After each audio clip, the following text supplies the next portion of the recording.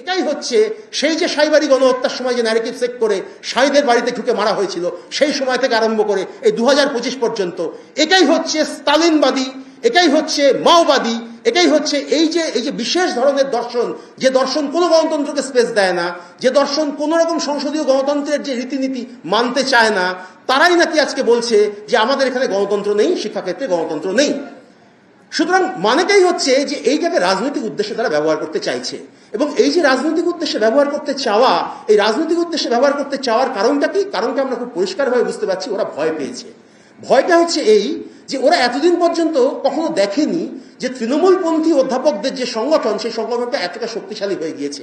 বিগত 1-1.5 বছরের মধ্যে বিশেষ করে আমাদের মাননীয় চেয়ারম্যান এখানে নতুন করে দায়িত্ব নেওয়ার পর এবং নতুন করে সাজানো শুরু করার পর আমাদের যে নতুন করে স্টেট কমিটির যারা রয়েছেন তারা যেভাবে আপ্রাণ পরিশ্রম করে, অক্লান্ত পরিশ্রম করে কলেজে কলেজে প্রত্যেকটা ইউনিট তৈরি করেছেন, জেলা ইউনিট তৈরি করেছেন। এই মুহূর্তে 35টা সাংগঠনিক জেলা আমাদের। এই যে এতগুলো ইউনিট তারা তৈরি করেছেন, তার ফলে একটা বিরাট সংখ্যক অধ্যাপক, বিরাট সংখ্যক শিক্ষক, কলেজ বিশ্ববিদ্যালয়ের শিক্ষক তারা আমাদের ছাতার তলায় চলে এসেছেন, তারা মেম্বারশিপ নিয়েছেন। সেই সংখ্যাটা কিন্তু খুব বড়। সেই সংখ্যাটা আমি যদি খুব ভুল না করি সেলিম, সংখ্যাটা প্রায় 60-70% হবে। মানে আমাদের যে টোটাল যে আমাদের সংখ্যা, কলেজ বিশ্ববিদ্যালয়ের অধ্যাপকদের সংখ্যা, তার 60-70% হবে। তার মধ্যে 3500 সেদিনকে উপস্থিত ছিলেন, আরো সমসংখ্যক বা তারও বেশি তারা সেদিনকে আসেননি। এইটা হচ্ছে ওদের আতঙ্কের কারণ। তার কারণ এই বামপন্থীরা, বিশেষ করে সিপিআইএম, তারা মনে করে যে শিক্ষাক্ষেত্র হচ্ছে ওদের বাবার জমিদারি, ওদের পৈতৃক জমিদারি। এই একটা জায়গায় ওরা হচ্ছে শুধুমাত্র ক্ষমতা কবজা করে রাখবে।